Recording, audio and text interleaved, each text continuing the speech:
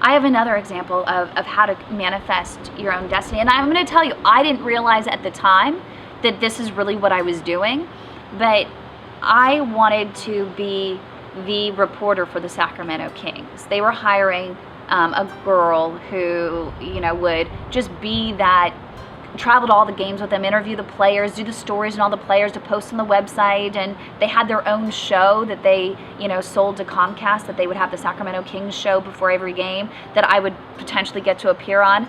But I was told that they were doing auditions all over the US for models and actresses, women who are 6 feet tall, drop dead gorgeous, hair down to their waist, you know, short mini skirts, big boobs. The antithesis of that. I'm short, 5'3", stocky, you know, everything that they were not, you know, looking for.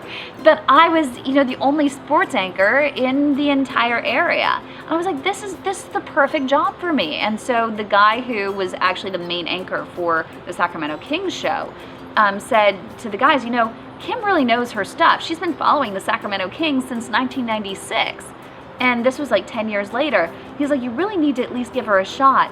And they'd already done like 6 or 7 auditions and couldn't find the right person to actually do the job. And they ended up bringing me in, and they loved me. I went in there with 2 full pages of every story I would do on every single player, and, you know, all the ways to use social media to promote the team and to create, you know, these amazing, engaging, you know, interactive games and such with the audience and the players and blah, blah, blah.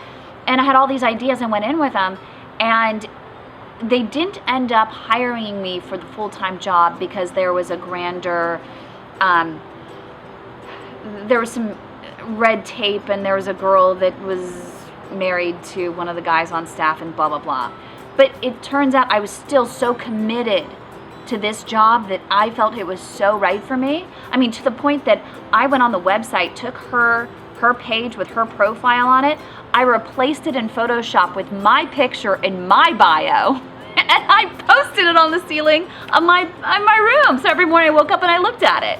And then every day I would write in this journal for like 2 weeks of exactly what my day was like with the Sacramento Kings, and doing one of the stories that I had, you know, given them the idea to do. Needless to say, this girl who had worked for the NBA at some point, that had this cute little tape that she had a professional create with her stuff, was not any good.